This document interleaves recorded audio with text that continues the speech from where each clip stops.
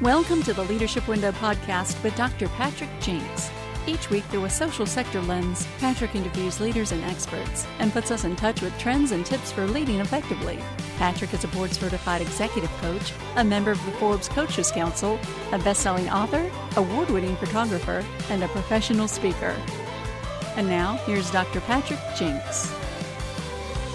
Hello, everyone. This is episode 127. Welcome along. It has been a little while since we actually did an episode. Sorry about that. We've been absent. So for those of you that are loyal listeners who've been just craving another episode, here it is. Albeit this one will be a short one.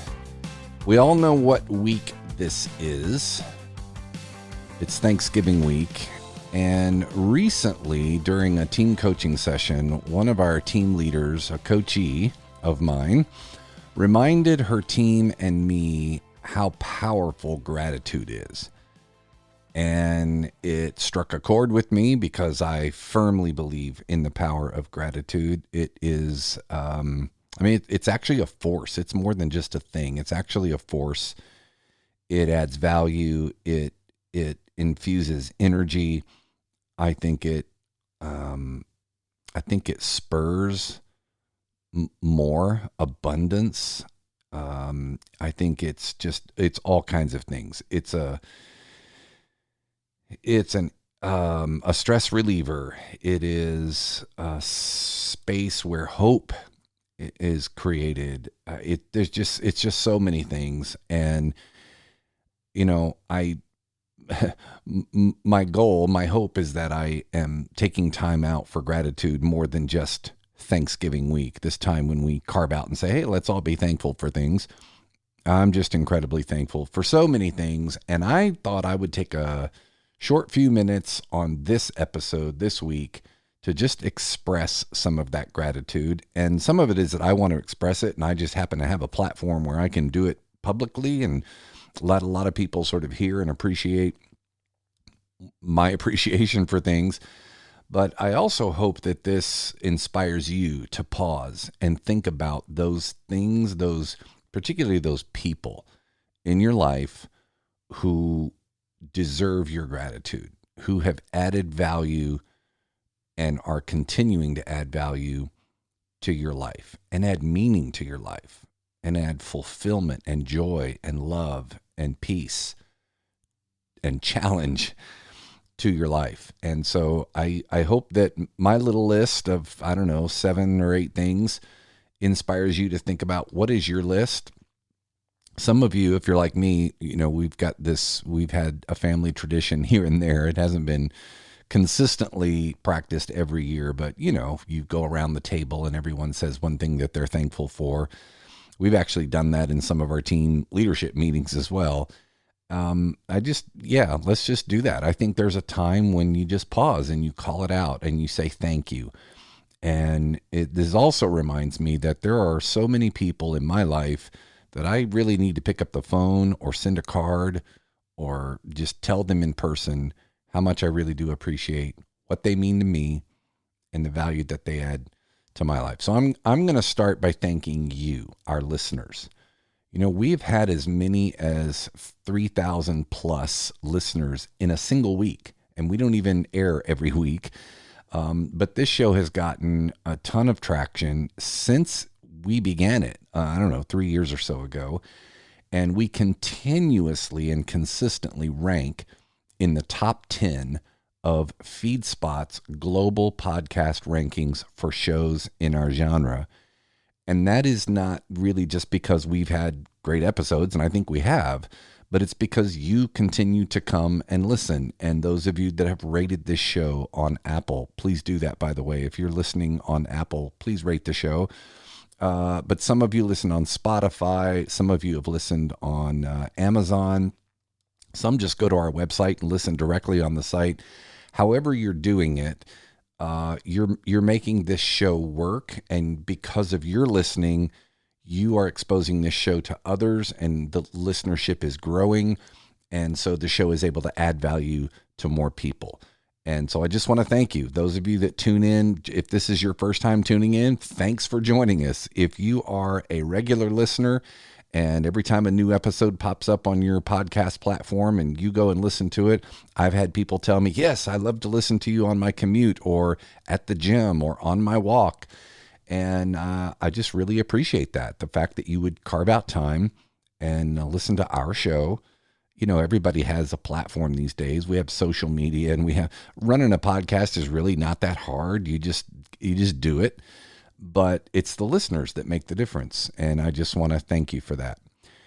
Related, I want to also thank our many guests over the last 3 years. Some of them are friends and colleagues that I just know would be tremendous assets to the show. These are practitioners in the nonprofit sector. These are leadership coaches, so many different kinds of people. We've had thought leaders in their own field who have reached out to us to be on the show, and they have shared some very unique expertise, from fundraising to leader onboarding, scarcity versus sufficiency and abundance, succession planning, finance, capital projects, leadership, stress and burnout, and so many more things. We've just had a tremendous amount of incredible content that our guests have added to this show. I do a solo episode like this every once in a while. Probably not even half of our episodes are just me. Sometimes I like to take privilege and say, this is my platform. I've got some things I want to say, and I'll just share them. But mostly the content of this show has come from people who have carved out, an hour or so and really given. I think so many of our episodes have given content that people would pay for. We could charge for much of the content that we've put on this show, and people would find it of great value. So thank you to all the guests who have been so generous with your time, your talent, your expertise, and just you're sharing your gift with the world. These aren't in any particular order, but we all have so many family and friends that we can be grateful for and should be grateful for. I lost a few this year, family and friends, and as many of you did.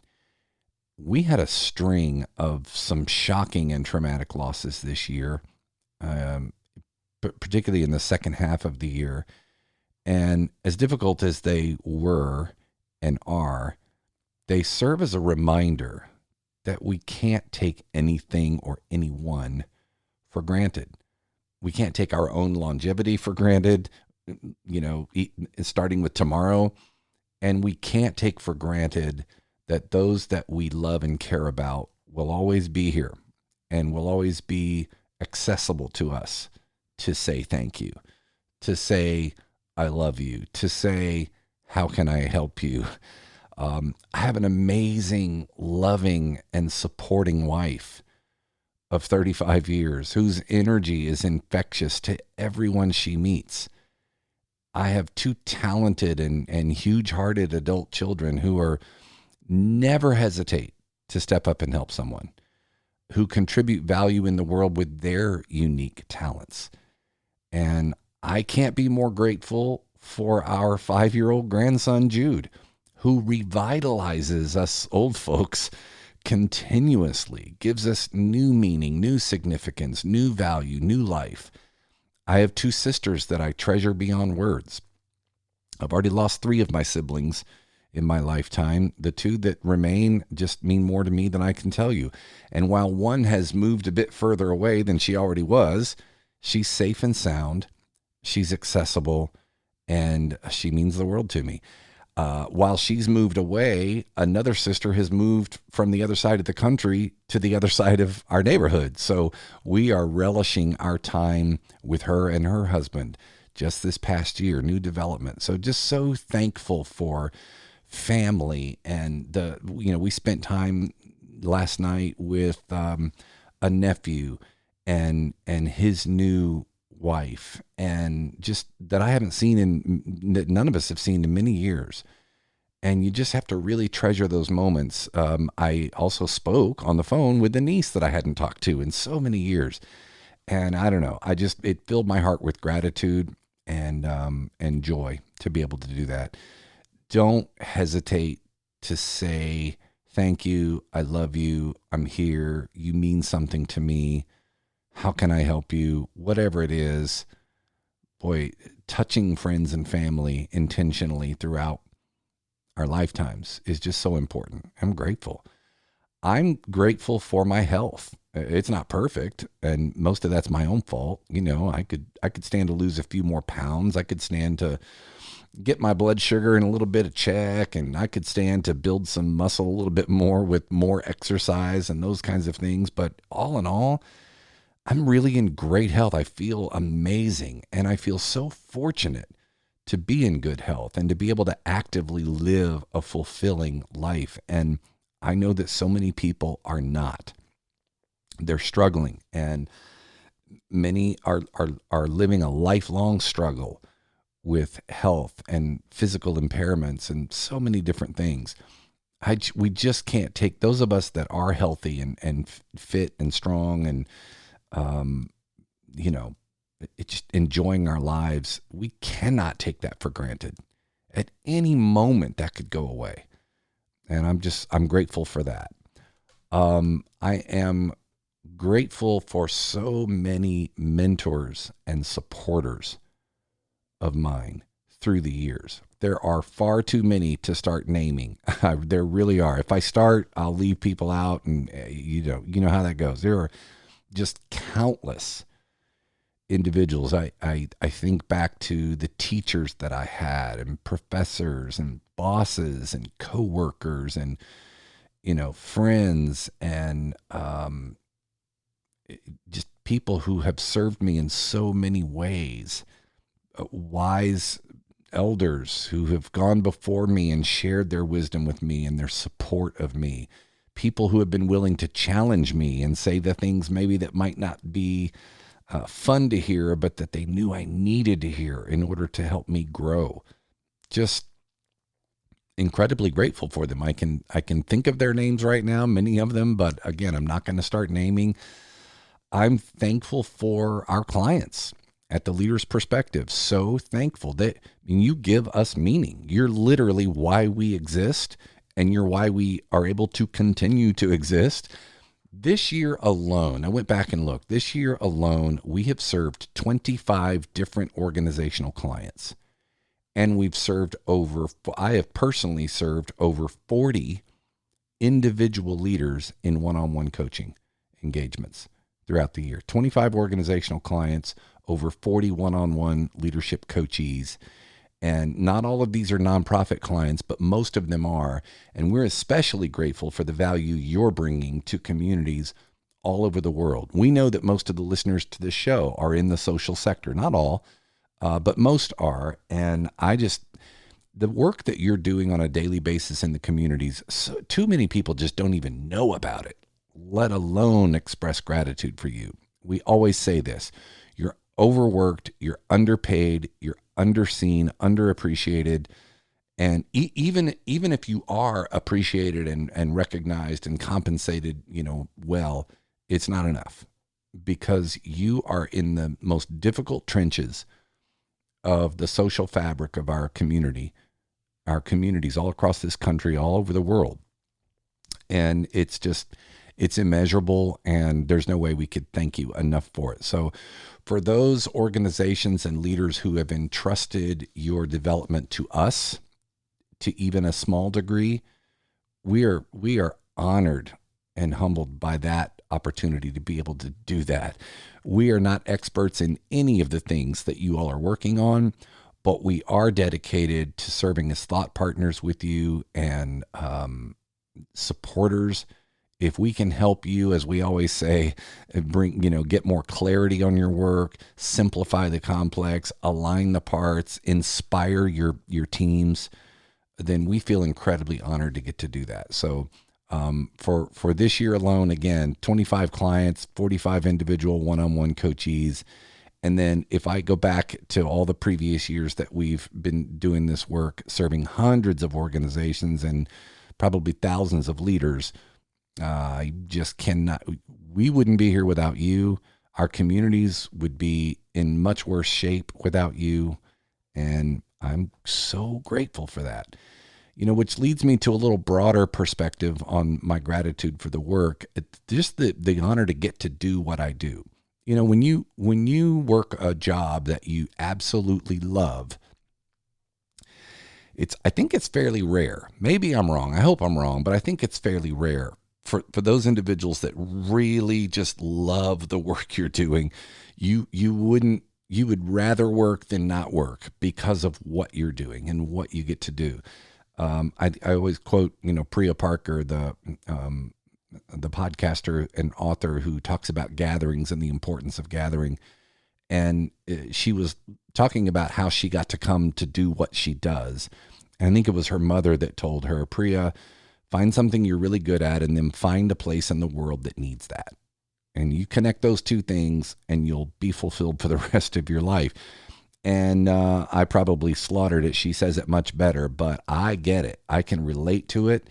It means the world to me to take whatever gift I have. I got a few that I think are adding value to the world.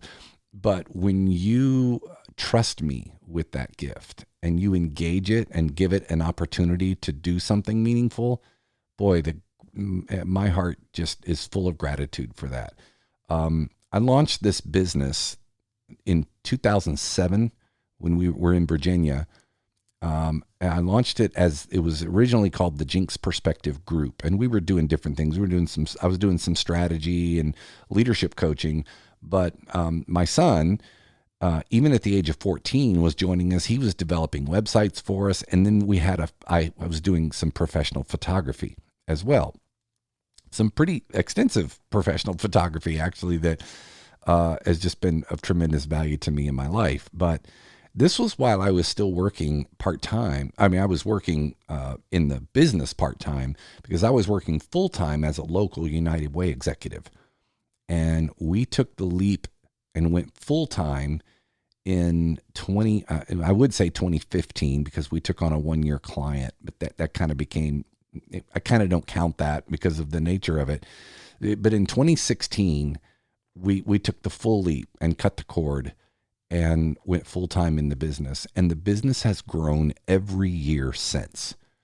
We're serving organizations and leaders from Phoenix to DC and from Miami to right here in Columbia, South Carolina, and certainly all over the state of my home state of South Carolina. And it's just the ability to get to do that. I realize how rare and how precious that is.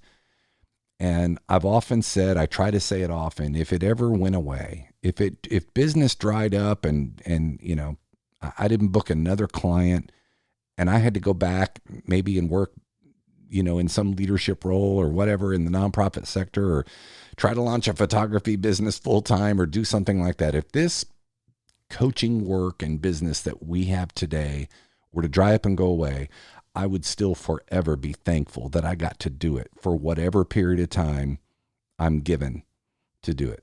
I just want everyone to know I consider it an amazing honor.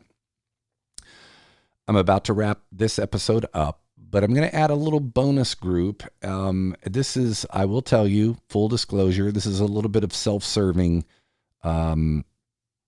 content right now, because I'm going to both be grateful and promote something to you. And that is, I'm grateful for our OLCT students. If you're not familiar with what that is, OLCT is our organizational leadership coaching training. We have an online course that is an approved 30-hour course with the Center for Credentialing and Education for those coaches that are looking to become board certified, as I am. And so we developed and launched our own course, and we have now certified 3 leadership coaches. It's a brand new course, and we really haven't even started marketing it much yet. We talk about it some on the show, and we have it on our website, but we haven't really aggressively marketed to people that don't know us. We've got a number of students in the middle of the program right now. We've now certified 3 leadership coaches. One, and this is the important part, one who is joining our team at the Leader's Perspective as an adjunct coach, and that is Monroe Free. who some of you listening to this show probably know. Monroe is a 40-year nonprofit leader, most recently having transformed the work at Habitat for Humanity in Greenville, South Carolina, who is leaving his post at the end of the year and sort of semi-retiring and leaving Habitat for Humanity to the next leader and the next generation. And he will be joining our team as an adjunct coach. He has already joined our team as an adjunct coach, having achieved his leadership coaching certification. And he's now moving into a coaching role that will enable him to continue serving, much like I did when I launched the business. So you can learn more about Monroe on our website. Just go to theleadersperspective.com and check out our team on the menu. And then if you are interested in becoming a leadership coach, a certified leadership coach, look us up on theleadersperspective.com/OLCT for information on how you can do that. Whether you're wanting to be in a coaching business or you're a leader who just wants to apply a coaching tool to your leadership within your organization. That's really what that's about. But back to the gratitude part, I'm really thankful for our students, again, for trusting us and for helping us, because we're at a point in the business where we need help. And for Monroe to be joining the team now, along with Tim Ervelina, our content manager, Clayton, and our advisory board, for whom I'm also very grateful. Go to our website and look at our team, and you'll see advisory board. It's a volunteer group who helps me think about strategy and helps me vet some of the products and services and approaches to our work. So I'm very grateful for them. And I'm really going to kind of leave it there. That's going to be it for this week. We are headed to Georgia in a couple of hours to spend some time with some close friends and celebrate one of their birthdays, his 70th, as a matter of fact. And so, again, in the spirit of gratitude, I'm grateful that we get to do that. I hope you all have an amazing Thanksgiving week, and we will see you here next time.